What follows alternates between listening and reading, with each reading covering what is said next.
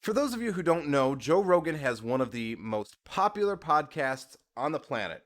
I'm sure you've probably heard at least one Joe Rogan podcast or saw a clip on YouTube in the past.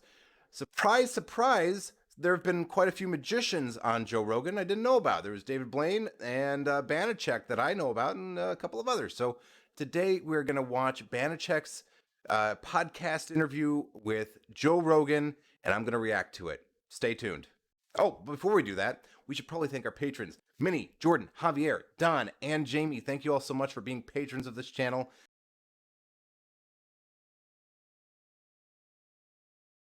I'm not going to be reacting. The whole interview is like 20 minutes long, but we are going to go through the magic and mentalism parts of it and kind of react to that part. So let's go ahead and do it. Means something, right? That's impressive to me. I think that's really impressive. There are a lot of performers who are not good performers. They start out not as good performers, and they need the people to believe in them in order to get away with the trickery. Right. And they never lose that. They always want people to believe it's a trickery. And so when I started coming out and I started saying, hey, it's magic, it's verbal, it's nonverbal communication, it's all this stuff mixed together to create a show. I'm not a psychic. There is absolutely nothing psychic about what I do. There were quite a few mentalists in the mentalism field. Back then, there wasn't as many as there are now who were upset with me. Duncan said, if you were a psychic. Actually, that's true. I think Banachek's famous line in his show, in the show that I saw him perform live at TAOM a number of years ago, every time I've seen him perform, either recorded or live, he always says that I have five senses, just like you do, but I use my five senses to create the illusion of a sixth sense. And I think a lot of this has to do with his work with James Randi early in his childhood. James Randi was, as you guys probably know, a magician who was famous for debunking psychics and mystics and psychic healers and anybody who claimed to have telekinetic powers or some kind of supernatural power. Went through his whole career offering a prize, cash prize, for anybody who could prove that they had some kind of supernatural ability. Of course, that money's still safe. And so, yeah, there's that. Now, there is the question, though, do people need to be told that? If people are going to a show, do they actually need to be told that what you're doing is not real? I don't know. Like, there's this thing about the disclaimer. Do I need to have a disclaimer in my show? Is it ethical for me to not have a disclaimer, or should I have a disclaimer to tell people I don't have? And my argument is this: if you're a magician, no magician on the planet goes out on stage and says everything you're about to see is a trick. I'm not, I don't have supernatural powers. It's just a trick. No, you wouldn't do that, right? I don't know why mentalists feel like they have to. Maybe because there's more of a sense of the possibility that it could be real, and that adds an extra level to it. But at the same time, I think people are intelligent enough, and I think you should respect people's intelligence enough to assume that they know if they're going to a program to watch a show, pay ticket to watch a theater show, it's a show, right? If it wasn't, then you'd be giving a demonstration at a college or involved in some kind of, publicized lab experiments or something. They're going to watch a show. I think that people are intelligent. I think audiences are intelligent enough to know the difference. Anyway, so I disagree with Banachek on that point. I don't think you need to have a disclaimer. I know I'm going to get some crap in the comments from people about this. You should never outright claim that you have supernatural abilities, but you don't need to. I don't think you need to, run when you're not being chased. Psychic, man, the best way to hide it is say you're not a psychic. Right. Yeah. Well, that's would be true, except it's not the case. So. What's up with the nails? I don't know. Because we're 2 hours in here, man. We are? All Tell right. me what's up with these nails. Yeah, take a nail. Okay.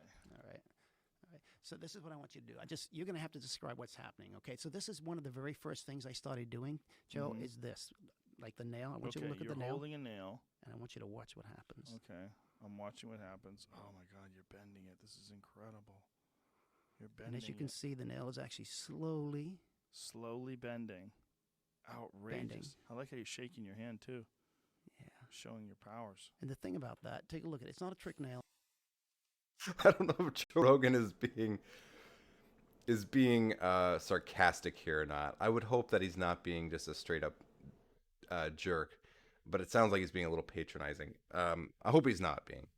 Um, but yeah, that's a great illusion, and it's it's a beautiful beautiful effect. I do variations of this kind of stuff. I tend to like silverware bends a little bit more, but um, that's it's beautiful, and I'm kind of curious to see Joe's reaction whenever he picks up the nail and holds it. If he's going to try to flex on it or anything. No, it's nothing like that. I mean, everything I use from silverware to forks to anything that No, I but do you, is you do actual. like this and slowly do that. Nah, that's yeah, no. But Can I you was straighten it out again? I was at the very end right there like that. Oh. I can't do that. So here, hold on. You got another one? Maybe yeah. Let me see. Here, let's get. Got some forks? Yeah, I got some forks. Okay. So I want you to point to a fork. Anyone? How about this one? You want it or you want me to have that one? I'll take that one. You'll take it. All right. So you've heard of people. We've talked about people actually bending silverware. Right. Can I have that one instead? Can I have that one that you have? No, you can't. Yeah. No, that's the one I want. I'm going to use something No, with no, yours. no, no, Watch no. this one. Watch. Mm. Time. Listen, I know what you. Oh man, now I'm gonna have to bleep that out. Joe's being a little bit of a butt right now. I don't appreciate that. Like, like, okay, Banachek just came on and said, look, what I'm doing is not real.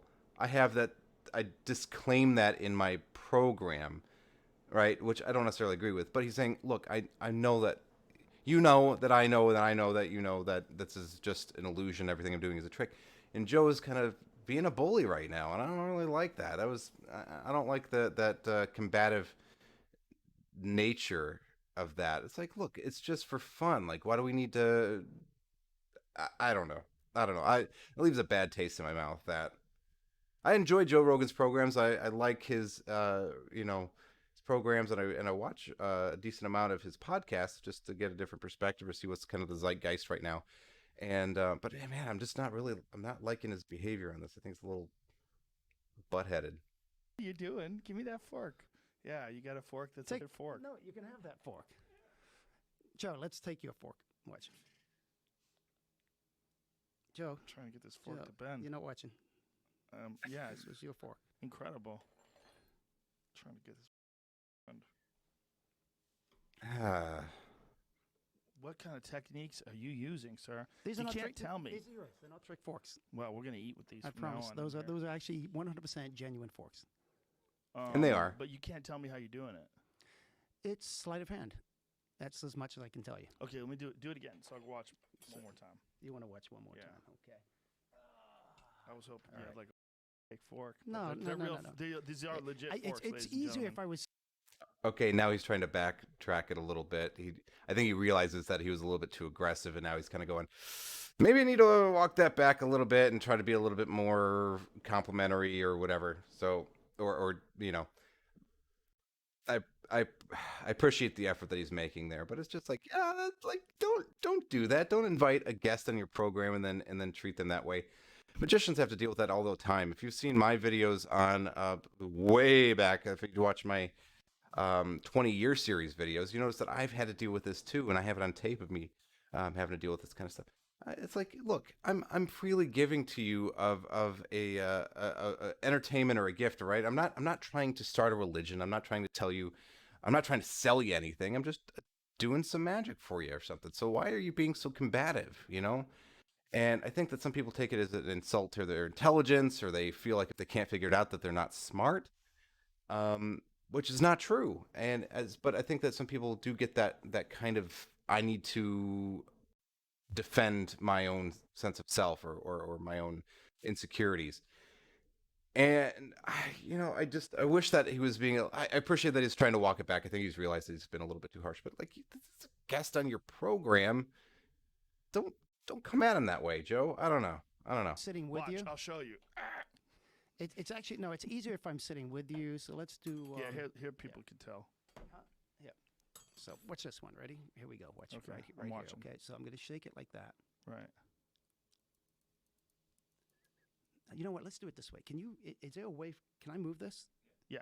So hold both hands out like this. Okay. And I'm gonna hold it right there. I want you to hold that end and hold that end for me. I'm gonna have to make it. What do you want me to do? Hold this end as well, Okay. right there, and I'm gonna hold it right in the center, Okay. right there. Okay. You're rubbing it. And you can't see anything. It's at the Oh, bottom of the heating it screen. up. That's great. Wait, don't force it. Don't force it. Just hold it. Okay. Can you feel that? Yeah, because it's a different kind of metal. No, it's not. Yeah, you're using some sort of fake No, ass watch. metal. And now it's hard again? Right, because No. you're heating it up, right? Is that what it is? No. Watch. No, I'm gonna Joe, actually get this one to jeez. break. Oh, man. What a putz. Here, look. Now. Joe. Wow. Right, because Promise you, it's not. I have DVDs out that teach magicians how to do this. Of course, you got to be a magician, know where to get it, and it uses any fork, anywhere, anytime. Okay, you know what? I can't watch any more of this. So basically, Joe's being a little bit of a putz to Banachek here. That's my boy, Banachek. Oh man, I wish he wasn't being such a putz. Seems like he's just being a little rough on him, and I don't really appreciate that. That's that's Banachek. I'm not gonna watch the rest of that, at least not here. I'm getting a little bit heated. I feel like I'm getting that same thing. I'm getting that same reaction that I feel whenever somebody is attacking me that way. It's like, look, I'm not here. It's freely here. You're accusing me of something that has nothing to do, that has no basis in reality. At least if you're going to call me out on something, like actually have something to call me out on. But just to make up a reason to kind of defend it, that frustrates me. I can't watch any more of this. If you guys want to watch the rest of it, I'll leave a link down below. And let me know how you felt watching this. Did this upset you too, or do you think that I'm overreacting? Do you think that Joe was in the right? Do you think he was in the wrong? Till then, eat your vegetables, keep your room clean, go to bed on time. See you guys next time.